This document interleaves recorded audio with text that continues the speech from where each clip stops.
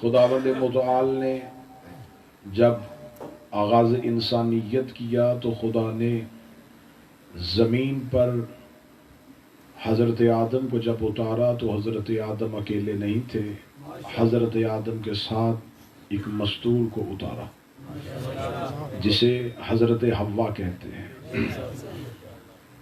اور آج جتنی بھی نسل انسانیت ہے وہ حضرت آدم اور حضرت حوا کی اولاد ہے۔ پھر اس کے بعد خدا نے جتنے بھی ہادی نبی بھیجے وہ سب مردوں کی صورت میں بھیجے، کسی خاتون کو نبی نہیں بنایا، کسی خاتون کو پیغمبر نہیں بنایا، کسی خاتون کو رسول نہیں بنایا۔ لیکن جیسے جیسے آبادی مردوں کی بڑھتی گئی ویسے ویسے شرح عورتوں کی بھی بڑھتی گئی، لیکن ہر دور کی خاتون نے ہدایت اس دور کے ہادی مرد سے لی۔ اس دور کا جو بھی نبی مرد تھا، جو بھی ہادی تھا، اس سے اس خاتون نے ہدایت لی۔ لیکن خداوند متعال بھی جانتا تھا اور جانتا ہے کہ عورت اپنی بہت سے ایسے مسائل ہیں جس کے لیے عورت ہی سے رجوع کرتی ہے، جیسا کہ تعلیم کا شعبہ ہو، صحت کا شعبہ ہو۔ آج ترقی یافتہ دور ہونے کے باوجود خواتین کو علیحدہ عہدے دیے جاتے ہیں، علیحدہ شعبے دیے جاتے ہیں۔ لہذا خداوند متعال نے کسی مرد کو، ہر مرد کو نبی بنایا لیکن کسی خاتون کو نبی نہیں بنایا تھا۔ لیکن ہر دور میں اللہ نے ایک خاتون کو اس دور میں مثالی عورت بنا کے رکھا تاکہ اس دور کی خواتین اسوہ جو ہے وہ اس خاتون سے لیں، اپنی سیرت اس خاتون سے لیں، اس خاتون کے کردار کے مطابق اپنے کردار کو تراشے۔ تو لہٰذا اگر اللہ نے کسی عورت کو نبی نہیں بنایا تھا تو یہ مطلب نہیں ہے کہ کسی عورت کو مثالی عورت نہیں بنایا تھا۔ خدا نے حضرت آدم کے ساتھ حضرت حوا کو رکھا، حضرت ابراہیم کے ساتھ حضرت ہاجرہ کو رکھا، حضرت موسیٰ کے دور میں حضرت آسیہ کو رکھا، حضرت عیسیٰ کے دور میں حضرت مریم کو رکھا۔ پھر ان تمام خواتین کا تذکرہ اللہ نے قرآن میں بار بار کیا۔ حوا کی بات کی، جناب ہاجرہ کی بات کی، جناب سارہ کی بات کی، جناب آسیہ کی بات کی، اور جناب مریم کی شان میں تو اللہ نے پورے کا پورا سورہ ہی اتار دیا۔ تو خداوند متعال نے ان تمام عورتوں کو قیامت تک کی خواتین کے لیے مثالی عورتیں بنا کے پیش کیا کہ قیامت تک کی خواتین اگر اپنا کردار تراشنا چاہیں تو وہ ان خواتین کو اپنا اسوہ ان سے لیں، ان کو اپنا آئیڈیل بنائیں، ان کو مثالی خواتین سمجھ کے ان سے کردار لیں۔ اب یہاں تمہید مکمل ہو گئی اور موضوع ابھی آپ کے سامنے کھل جائے گا کہ مجھے 2 دنوں میں کیا پڑھنا ہے۔ اب جب خواتین کی دنیا میں ان خواتین کو اللہ نے اعلیٰ بنا دیا تو اب قیامت تک کی خواتین نے انہی خواتین سے سیرت لینی ہے۔ لیکن جناب حوا بہت باعزت ہے، پہلی باعظمت خاتون زمین پہ حضرت حوا ہے، لیکن حضرت حوا مکمل سیرت نہیں دے سکی کیونکہ حوا نہیں بتا سکتی کہ ماں باپ کا احترام کیسے کرنا ہے۔ سیرت کا گوشہ خالی ہو گیا۔ اب خواتین قیامت تک کے لیے جناب حوا سے مکمل سیرت نہیں لے سکتی کیونکہ حضرت حوا کی سیرت میں ایک گوشہ خالی ہے، ان کے ماں باپ نہیں تھے، وہ نہیں بتا سکتی ماں باپ کا احترام۔ حضرت آسیہ نہیں بتا سکتی کہ شوہر کی عزت کیسے کرنی ہے کیونکہ وہ زن فرعون ہے، وہ نہیں بتا سکتی کہ شوہر کی عزت کیسے کرنی ہے۔ حضرت مریم نہیں بتا سکی کہ ماں باپ کا احترام کیسے کرنا اور شوہر کی عزت کیسے کرنی ہے۔ لہٰذا اب خواتین کی دنیا میں کہیں نہ کہیں سیرت کا کوئی گوشہ خالی تھا۔ اللہ کو ایک ایسی خاتون چاہیے تھی جس کی سیرت ہر طرف سے مکمل ہو تاکہ قیامت تک کی خواتین اس عورت سے اپنی سیرت لیں۔ پھر خدا نے نبی کے گھر میں ایک ایسی بیٹی اتاری جس کی سیرت خدا نے چاروں طرف سے مکمل کر دی۔ اس کا باپ تھا نبیوں کا سردار، اس کا شوہر تھا ولیوں کا سردار، اس کے بیٹے تھے جنت کے سردار۔ اب قیامت تک کسی بی بی نے دیکھنا ہو کہ باپ کی عزت کیسے کرنی ہے، وہ دیکھے زہرا رسول کا احترام کیسے کرتی تھی۔ کسی نے دیکھنا ہو شوہر کی اطاعت کیسے کرتے ہیں تو دیکھنا سیدہ علی کی اطاعت کیسے کرتی ہے۔ کسی نے دیکھنا بیٹوں کی تربیت کیسے کرتے ہیں تو دیکھے زہرا نے حسنین کی تربیت کیسے جناب سیدہ کو اللہ نے چاروں طرف سے مکمل سیرت کی مالکہ بنا کے اسے بنا دیا سیدۃ النساء العالمین، عالمین کی عورتوں کی سردار، دنیا کی خواتین کی سردار نہیں، عالمین کی۔ اب وقت نہیں ہے، میں جلدی سے بتا دیتا ہوں کتنی عالمین کی عورتوں کی سردار، جہاں جہاں وہ رب العالمین ہے، جہاں جہاں رسول رحمت للعالمین ہے، وہاں وہاں زہرا سیدۃ النساء العالمین ہے۔ اگر حوا عالمین میں سے ہے، زہرا حوا کی سردار ہے، آسیہ عالمین میں سے ہے، زہرا آسیہ کی سردار ہے، ہاجرہ عالمین میں سے ہے، زہرا ہاجرہ کی سردار ہے، مریم عالمین میں سے ہے، زہرا مریم کی سردار ہے، حتیٰ کہ خدیجہ عالمین میں سے ہے، اور زہرا خدیجہ ان کو تمام خواتین پہ مکمل سیرت دے دی، مکمل عزت دے دی۔ اب یہاں تک سمجھا ہے تو اگلا سمجھا سننا۔ اب زہرا کی سیرت مکمل تھی، لیکن ایک گوشہ پھر خالی رہ گیا، کیونکہ فاطمہ نہیں بتا سکی کہ بھائی کے ساتھ کیسے چلنا ہے، زہرا نہیں بتا سکی کہ بھائی کے ساتھ کیسے چلنا ہے۔ اب اللہ کو ایک ایسی خاتون چاہیے تھی جس کی سیرت یہ بھی مکمل ہو۔ اگر کوئی اور خاتون بناتا پھر سیدہ اسے بنانا پڑ جاتا، سردار اسے بنانا پڑ جاتا۔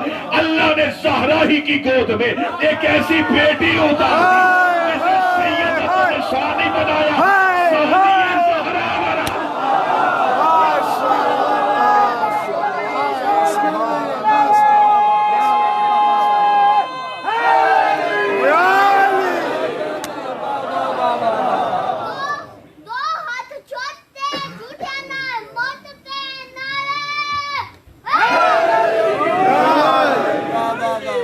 بنا۔ اللہ نے اسے سیدۃ نشانی بنایا، اسے بنا دیا ثانی زہرا، زہرا کے بعد پھر زہرا۔ کیا کہنے مجھے ان 2 دنوں میں ان 2 شہزادیوں کو پڑھنا ہے سبحان اللہ، جو بھائیوں کے ساتھ گئی تھی۔ اور یہاں میں پہلی بات تو اس حداد کی موجودگی میں ایک غلط فہمی دور کر دیجئے گا، یہاں بہن بھائی کے ساتھ نہیں جا رہی، یہاں حجت کی ضرورت بن کے جا رہی ہے۔ یہ بات ذہن میں رکھیے گا، اس گھر میں منصب کا رشتہ دنیا کے رشتے سے زیادہ عظیم، کیا کہنے، یہاں خون کا رشتہ منصب کے رشتے سے کم ہے۔ یہاں منصب تقاضا کرے تو بیٹا باپ بیٹے کی گردن پہ چھری رکھے گا اگر منصب تقاضا کرے۔ لہذا یہاں پر بہن بھائی کے ساتھ نہیں جا رہی، امامت کی ضرورت بن کے جا رہی، حجت کی ضرورت بن کے جا رہی۔ بعض لوگ شہزادی کا بنت علی کا لقب پڑھتے شریکت الحسین، اور وہ سمجھتے شاید سفر میں ساتھ تھی اس لیے سفر میں شریک تھی تو شریکت الحسین نہیں، شریکت الاخی نہیں، بھائی کی شریکہ نہیں، شریکت السفر نہیں، شریکت الحسین، حسین کی شریکہ۔ صدر کہوں جب سے حسین ہے،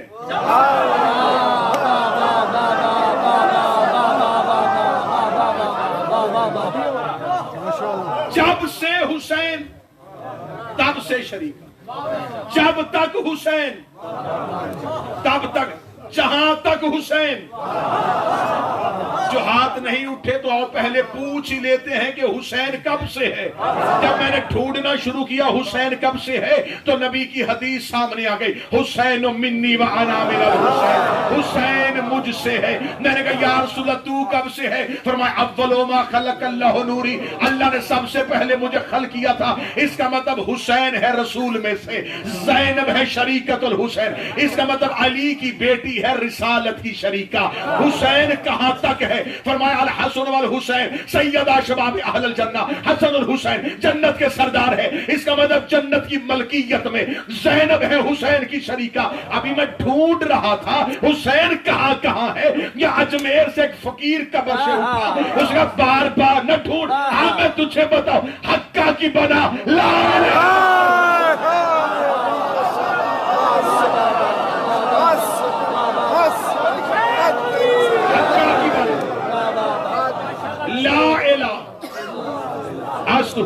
واہ वाह वाह वाह वाह वाह वाह वाह। हुसैन तो है बुनियाद लाइला, सुभान अल्लाह, क्या कहने। आलिया है हुसैन की शरीका। आहा, वाह वाह वाह। जो अब लफ्ज अदब का कहने लगा हूं, जो उर्दू अदब समझते हैं, जो हुसैन के साथ शरीक हो के ला शरीक को बचाए। बादशाह हुसैन हाथों की खैर करे, जो हुसैन के साथ शरीक हो के वाह वाह वाह वाह ला शरीक को बचाए। वाह वाह वाह वाह वाह वाह।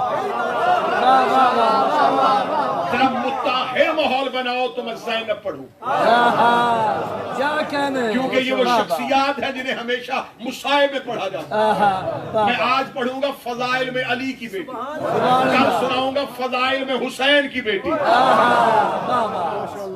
इन इस्मतों के कुरान की तलावत करें। जी हाँ जी, वाह वाह वाह वाह। हकीकत हम वाह में से वाह कौन वाह पढ़ सकता है? वाह वाह वाह हकीकत वाह। ज़ैनब पढ़ने के लिए लहजे का हुसैन होना जरूरी है। लहजाए हुसैन हो, वाह वाह वाह कोई वाह हकीकत वाह ज़ैनब वाह पढ़े। वाह वाह वाह। सामईन में कोई अब्बास हो, क्या कहने, क्या कहने। फिर वाह हुसैन वाह ज़ैनब पढ़े। वाह। मारिफत के कशकोल खोलो। शरीकतुल हुसैन, भाई के साथ शरीका नहीं, इमामत की शरीका। ये जहन में न रखना कि एक बहन भाई के साथ जा रही है। अगर हो सके तो माई की आवाज थोड़ी बेहतर कर दे, अगर हो सकती है इसकी आवाज थोड़ी बेहतर कर दे। ये है बहन भाई के साथ नहीं। अब देखे तो ये है इमामत की जरूरत। जरूरत इमामत का नाम ज़ैनब। अल्लाह ने रसूल के साथ किरदार खदीजा रखा, अली के साथ किरदार ज़हरा रखा। अब दो इमाम है, एक वक्त का और एक आने वाला। दोनों को एक मस्तूर का सहारा चाहिए। हुसैन के साथ है आलिया, सज्जाद के साथ है मासूमा। अब जरा मैं इनकी जंग पढ़ने लगा हूं, ये अली की और हुसैन की बेटी लड़ी कैसे थी। एक बात ज़हन में रखिएगा, अल्लाह ने जो हुज्जतें उतारी हैं तो हुज्जतों के कवानीन भी बनाए। हुज्जतों के कवानीन में से एक कानून ये है, अगर एक दौर में दो हुज्जतें इकट्ठी हो जाएं तो एक हुज्जत कलाम करेगी, दूसरी खामोश रहेगी। जो करीब बैठो ये बोलते हैं, अगर एक वक्त में दो हुज्जतें भाई एक वक्त इकट्ठी हो जाए, एक हुज्जत कलाम करेगी, दूसरी, दोनों हुज्जतें एक वक्त में नहीं बोलेंगी। जैसे हजरत इब्राहिम हजरत इस्माइल, दौर एक हुज्जतें दो। अब गुफ्तगू इब्राहिम करेंगे, इस्माइल खामोश रहेंगे। मूसा बात करेंगे, हारून खामोश रहेंगे। याकूब तकरीर करेंगे, यूसुफ खामोश रहेंगे। मुस्तफा बात करेंगे, हैदर खामोश रहेंगे। अली बात करेंगे, हसन खामोश रहेंगे। हसन बात करेंगे, हुसैन खामोश रहेंगे। हुसैन गुफ्तगू करेंगे, सज्जाद खामोश रहेंगे। यहां से लेके वो आखिर तक जो सैयदा सुनने आया है, बिनते अली सुनने आया है, इस अंदाज में अली की बेटी का फजाइल सुना हो, हक बनता है कि हाथों को खोल के मुझे दाद नहीं, शहजादी के दरवाजे पे सलाम करना। अगर एक दौर में दो हुज्जतें हो, एक हुज्जत कलाम करती है, दूसरी खामोश, एक कलाम दूसरी खामोश, एक कलाम दूसरी खामोश। कहां जाके दुनिया को ज़ैनब सुनाओ। शाम के बाजार में ज़ैनब कलाम कर रही थी, दो हुज्जतें खामोश।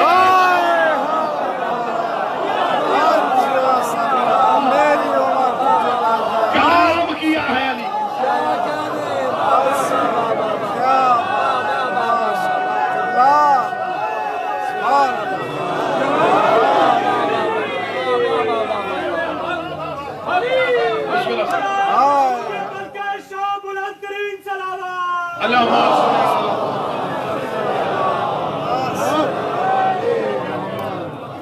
कलाम किया है। वाह वाह वाह वाह। दो इमाम मौजूद हैं, क्या कहने। वाह वाह वाह वाह। और कलाम कर रही है अली की बेटी। सुभान अल्लाह। वाह वाह वाह। खुतबा बाजार और दरबार में सैयदुल साजिदीन नहीं, बिनते अली दे रहे। चलो जो हाथ उठे, तुम्हारे मुकद्दर का अगला जुमला है, खुतबा किसके लहजे में दिया था? अली के लहजे में, अली के लहजे में, अली के लहजे में। پھر شاہ نجف مجھے بول کے بتانا علی کا لہجہ مجھے 2 جگہوں پہ استعمال ہوتا نظر آیا ہے، یا معراج میں اللہ علی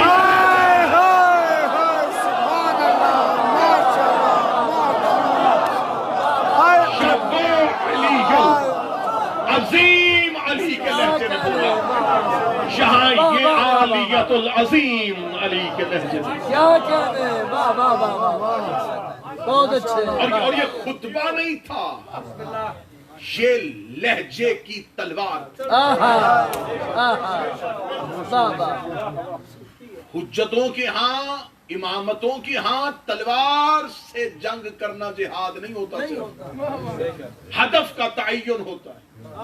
اگر ہدف قلم سے ہو جائے تو پھر تلوار نہیں نکالتے۔ مقصد لوگوں کو قتل کرنا نہیں، مقصد خون ریزی نہیں، مقصد ہدف ہے، ہدف طے ہو جائے تو ہو جائے۔ شہزادی نے اپنا ہدف طے کیا، شہزادی کا لقب ہے فاتح شام، سب نے سنا، میں وہ القاب پڑھ رہا ہوں جو تم نے سنے ہوئے، فاتح شام، شام کی فاتح۔ آپ کیا سمجھتے کہ شام گئی تھی، خطبہ دیا تھا اور اس لیے فاتح شام؟ یقیناً فاتح شام ہے۔ اب اس کے لیے مجھے تھوڑا پس منظر پڑھنا پڑے گا، لیکن اگر آپ میرا ساتھ دیں گے، فاتح شام کیسے؟ یہ جو شام ملک ہے، یہ آج کا شام آپ نے ذہن میں رکھنا، اس دور کا جو شام تھا، آج کا لبنان اس کے اندر تھا، آج کا مصر اس کے اندر تھا، آج کا فلسطین اس کے اندر تھا، یہ پورے کا پورا علاقہ تھا۔ یہ بہت پرانی آبادی ہے، یہ جناب نوح کے بیٹے سام کی وجہ سے اس کا نام پڑھا تھا، پھر بعد میں یہ مشہور ہو گیا شام کے ساتھ، پھر نقطوں کے ساتھ اسے بولنا شروع کر دیا۔ اب اس کے پس منظر میں تھوڑا سا جائیے، میں فاتح شام سناؤں آپ کو۔ رسالت مآب نے مکہ فتح کیا، جب فتح مکہ کیا رسول نے، تو رسول ایک بہت بھاری لشکر لے کے مکہ کے باہر پہنچے۔ جب رسول مکہ کے باہر پہنچے تو مکہ والوں کی نیند اڑ گئی۔ وہ جسے پتھر مار کے نکالا تھا، وہ جسے کانٹے جس کے رستے میں پھینکے تھے، آج وہ لشکر لے کے آ گیا۔ یقیناً آج مکے میں خون بہے گا، آج مکے میں کسی گھر میں کوئی زندہ نہیں بچے گا، لیکن یہ رحمت للعالمین تھا، یہ کائنات کا پہلا فاتح اعظم تھا، جس نے اپنے لشکر کو یہ کہہ کے مکہ کے باہر روک دیا کہ ابھی رکو، مکے والے سوئے ہوئے، ہمارے جانے سے کسی کی نیند خراب نہ۔ یہ اسلام کی فتح۔ اگلی صبح رسول سفید پرچم اٹھائے ہوئے اس شان سے، بسم اللہ۔ وہ گڈی دوبارہ پولیس نے 4 پولیس لی آگے گڈی واسطے، وہ کس بندے دی گڈی ہے جڑی 6 دفعہ سے اعلان اتنے کیتا ہے، اتوں نکل کے وہ نال گوانڈیاں پاویوں کے رکھ لی ہے، انہیں گڈیاں باہر کڈیاں، 720 نمبر گڈی ہے FF، پلیز جو پولیس نے سانو پہ ڈسٹرب کر دیا، باہر آ کے تک لو جنہیں گڈیاں کھڑائی ہے، لہذا غلط گڈیاں نہ کھڑاؤ تاکہ ساڈا یہ پروگرام سارا جو تباہ ہوتا ہے۔ وہ جو دروازے انتظامیہ جنہیں بھی گڈی کھڑائی ہے 720 فوراً نکالو اتنے پلیز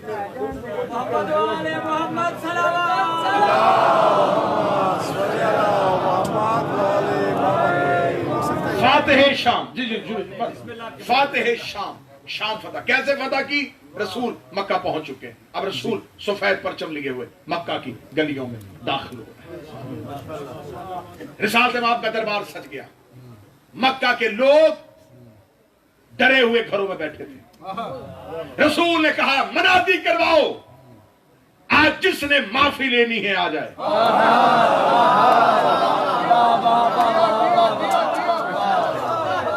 جس کو معافی چاہیے آئے۔ لوگوں اس سے پہلے عرب میں یہ رواج ہی نہیں تھا، عرب میں یہ رواج تھا طاقت غلبہ پائے کچل دو۔ یہ پہلی دفعہ ہوا ہے کہ غالب بھی ہے اور معافی کا اعلان بھی، آؤ ہم تمہیں معاف کریں۔ دربار رسالت سج گیا، ایک ایک آ رہا تھا، رسالت مآب کو بتا، یا رسول اللہ یہ وہ ہے جس نے آپ پہ پتھر مارے تھے، معاف کیا۔ یا رسول اللہ یہ وہ ہے جس نے آپ کے بارے میں نازیبا اشعار پڑھے تھے، جاؤ ہم نے تمہیں معاف کیا۔ یا رسول اللہ یہ وہ شخص ہے جس نے آپ کے رستے میں گندگی پھینکی تھی، جاؤ ہم نے تمہیں معاف کیا۔ یا رسول اللہ یہ ہے وہ جو لوگوں کو آپ کے دروازے پہ آنے سے روکا کرتا تھا اور اذیت دیا کرتا، جاؤ ہم نے معاف کیا۔ صبح سے لے کے شام تک سوالی پیش ہوتے، جاؤ ہم نے معاف کیا۔ जाओ माफ किया, जाओ माफ किया।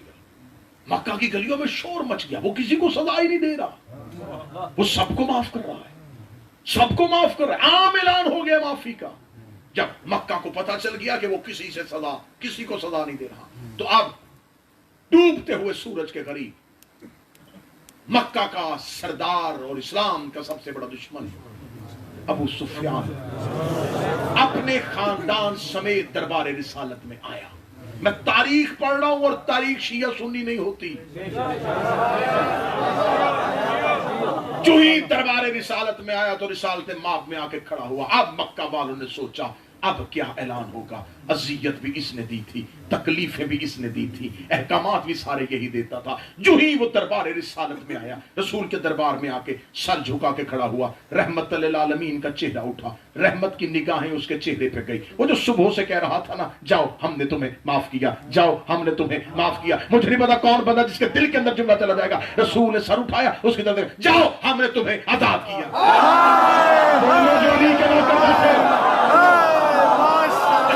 जाओ हमने तुम्हें आजाद किया। इस गिरोह का नाम आज भी तारीखों में है तुल्का। आजाद किए हुए, जाओ हमने तुम्हें आजाद किया। माफ नहीं, जिसको मोहम्मद ने माफ नहीं किया।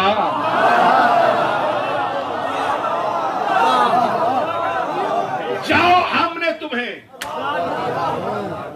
आजाद किया।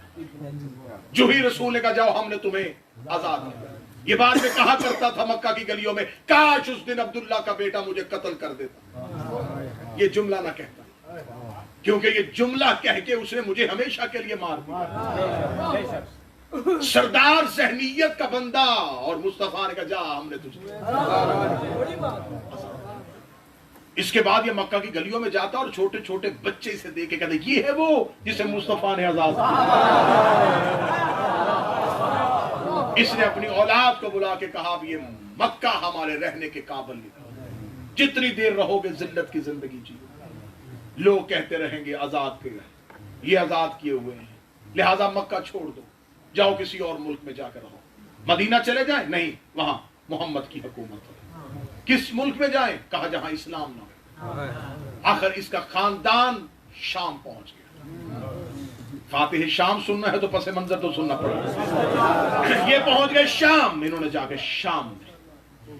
अब रसूल की जाने के बाद पहला खलीफा जब तख्त पे बैठा, मैं पूरी जिम्मेदारी के साथ हिस्ट्री आपको सुनाऊं। जब पहला खलीफा बैठा और पहली खिलाफत के बाद जब दूसरी खिलाफत का दौर आया, तो दूसरी खिलाफत के दौर में फतूहात शुरू हुई, मुल्कों को फतह करना शुरू किया।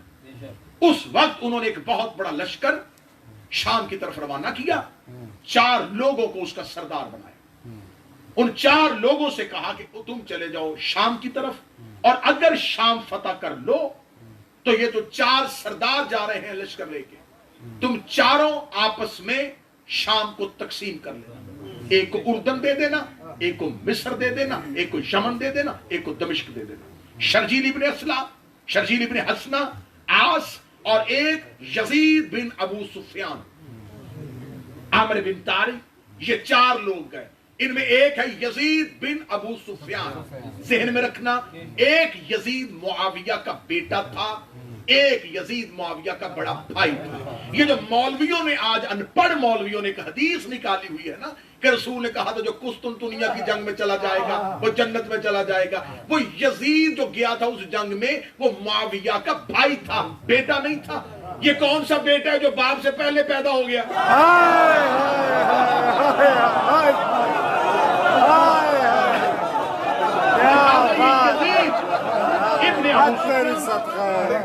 अब दूसरी खिलाफत के दौर में शाम इन्होंने फतह कर लिया। जब फतह कर लिया, इन्होंने उर्दन दे दिया शर्जील इब्न हसना को, यमन दे दिया अहमद को, और दमिश्क का हाकम बना दिया यजीद बिन अबू सुफियान को, माविया के बड़े भाई को।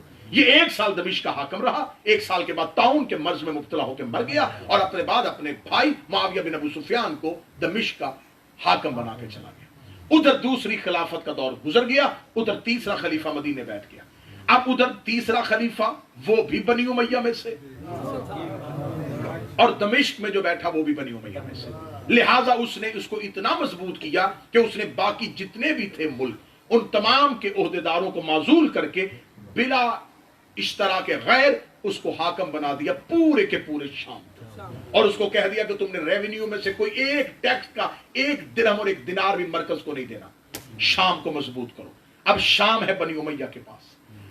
باپ نے کہا تھا کہ فتح مکہ پہ مصطفیٰ نے کہا تھا کہ جاؤ میں نے تمہیں آزاد کیا، باپ نے کہا تھا کہ یہ کینہ یہ بغض نسلوں میں بھولنے نہ دینا، اگر تمہارے پاس کبھی اقتدار آئے یا طاقت تمہارے ہاتھ میں آئے یا تم اتنے مضبوط ہو جاؤ کہ بدلہ لینے کی طاقت لے سکو، تو پھر ایک کام ضرور کرنا ہے، بنی ہاشم میں سے خاندان محمد میں سے کسی ایک فرد کو قید کر کے دربار میں کھڑے کر کے یہ جملہ دوبارہ دہرانا، جاؤ ہم نے بھی تمہیں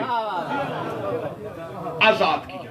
جب تم یہ جملہ کہہ دو گے تو سمجھ لینا کہ بنی امیہ کی دشمنی ٹھنڈی ہو گئی، کیونکہ یہ دشمنیاں نسلوں میں چلاتے تھے، عربوں کی تہذیب تھی۔ اب یہاں شام میں یہ حاکم بن گیا، ادھر سے امیر المومنین کی حکومت آ گئی۔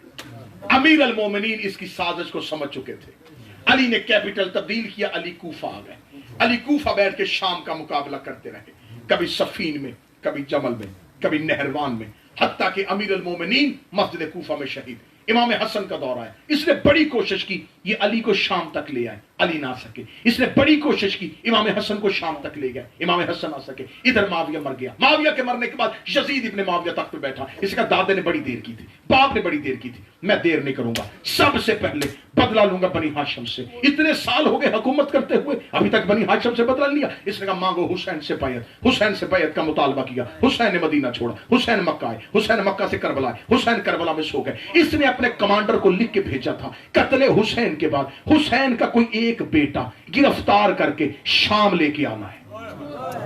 فضائل پڑھنے لگا اور فاتح شام پڑھنے لگا، ایک بیٹا، ورنہ ذہن میں سوچو نا کہ جنہوں نے 6 مہینے کا اصغر نہیں چھوڑا انہوں نے سید الساجدین کو زندہ کیوں رکھا، جبکہ وہ جانتے تھے بھی اگلا امام یہ ہے۔ انہوں نے کہا سجاد کو لے کے آنا، حسین کا ایک بیٹا لے کے آنا، جو سید الساجدین کے ہاتھوں میں زنجیریں، پاؤں میں بیڑیاں، یہ کاروائی توحید کربلا سے نکلا۔ ادھر شام میں اعلان ہو گیا کہ آج بنی ہاشم کا قافلہ آ رہا ہے، آج اولاد رسول کا قافلہ آ رہا ہے، اولاد محمد کو اکٹھا کر کے لے کے آیا جا رہا ہے۔ وہ تخت پہ بیٹھا، اس نے مناتی کروا دی، ساری دنیا میں اعلان کرواؤ جس نے شام پہنچنا ہے شام پہنچے، تاکہ بنی امیہ آج اتنے سالوں کے بعد اپنی شکست کا بدلہ لینے لگے ہیں، آج عربوں کو پتا چل جائے کہ بنی امیہ بدلہ کیسے لیتے ہیں۔ اس نے شہر شہر منادی کروائی، اس نے ملک ملک منادی کروائی، اس نے گورنر بلا لیے، اس نے روکسا بلا لیے، اس نے عمرہ بلا لیے، اس نے خطبہ بلا لیے، اس نے شورا بلا لیے، اس نے ہر طبقہ فکر کا بندہ شام میں اکٹھا کیا۔ شام میں رش ہو گیا، شام شہر بھر گیا، ادھر سادات کا قافلہ پہنچتا پہنچتا شام شہر میں داخل ہو گیا۔ اسے گلیاں سجاؤ، بازار سجاؤ، شادیانے بجاؤ، کیونکہ آج بنی امیہ کی فتح ہے۔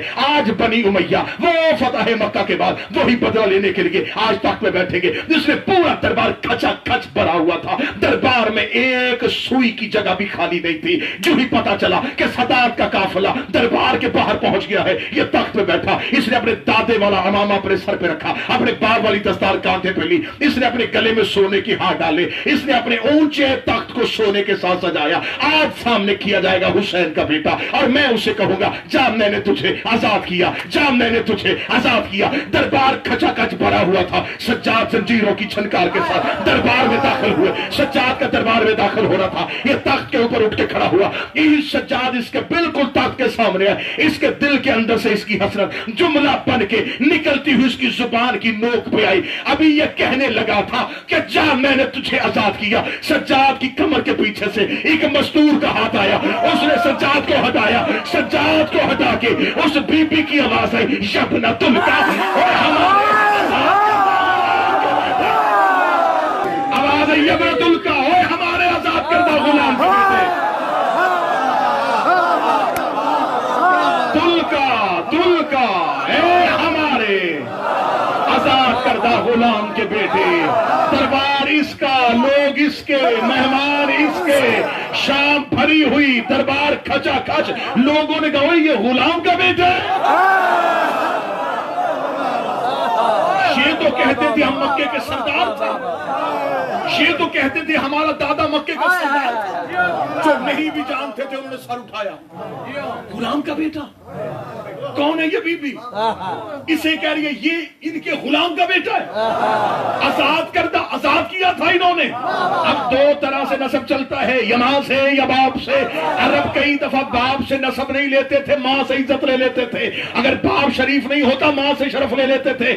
ابھی لوگوں نے سوچا ہو سکتا ہے کہ باپ کا نسب برا ہو ماں اچھی ہو، علی کی بیٹی 2 قدم آگے بڑھی، اگر یبن زرکا وہ بد کردار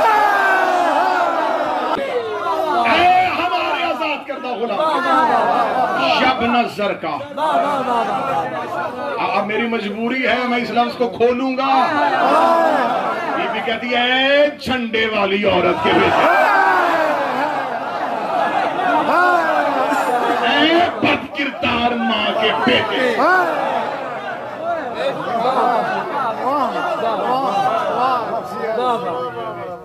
فاتح شام یوں تخت پہ کانپ رہا تھا، لوگوں کی زبانیں بند ہوئی کہ یہ خود جواب دینا، یہ کیوں نہیں بول رہا، وہ کہتن کہہ رہی ہے اور یہ بات کیوں نہیں کاٹ رہا۔ دربار میں سناٹا تاری، جواب کیسے دے، بولے تو کیسے بولے، آگے علی کا لہجہ تھا، لہجہ علی یوں دیوار بن کے کھڑا، دربار میں ہو کا عالم ہوا۔ میں بالکل تاریخ پڑھ رہا ہوں، یوں لرزہ برادر ہوا، تخت پہ بیٹھ کے لرزہ۔ اس نے اپنے کرائے کے خطیبوں کو دیکھا، وہ جو کرائے پہ خطیب رکھے تھے، جو خوش آمدی مولوی ہوتے ہیں، جو ہر دور میں درباروں میں جی حضوری کرتے ہیں، وہ ایک خوش آمدی اٹھا ملا، وہ اس نے اپنے عقل سے کام لیا، اس نے دیکھا کہ یہاں نفسیاتی حملہ کر، اٹھا، اس نے کہا سنو شام والو، اے اہل شام، یہ بی بی کہہ رہی ہے کہ یہ آزاد کردہ غلام کا بیٹا ہے، یہ اس وجہ سے کہہ رہی ہے کیونکہ یہ بنی ہاشم سے ہے اور یہ خاندان رسالت سے ہے، لیکن اس بی بی سے یہ کیوں نہیں کوئی پوچھتا؟ جب اللہ نے ان کے گھر میں نبوت اتاری تو ان کے آباء و اجداد نے اسے تسلیم کیا، آج جب اللہ نے خلافت انہیں دے دی ہے تو یہ تسلیم کیوں نہیں کر رہے؟ کل اللہ نے جب نبوت تمہارے گھر میں اتاری تھی تو بنی امیہ نے تسلیم کیا، سردار ہونے کے باوجود تیرے نانا کو نبی مانا، آج اللہ نے اگر اسے خلافت دے دی ہے تو تم اس کے اختیار کو کیوں نہیں مانتے؟ اس لیے قتل کیا ہے رسول کا بیٹا کہ یہ خلیفہ کے اختیار کو نہیں مانتا تھا۔ یہ ایسا نفسیاتی حملہ تھا جو اس وقت لوگوں کے بدلتے ہوئے ذہنوں کو دوبارہ اپنی جگہ پہ لیا۔ اب اس نے کہا اس نے اختیار کو نہیں مانا۔ شہزادی بولی یزید یہ تیرا کرائے کا خطیب کچھ کہہ رہا ہے، آواز نہیں آ رہی، یہ دربار میں روشن دانوں سے ہوا آ رہی ہے، یہ ہوا روک۔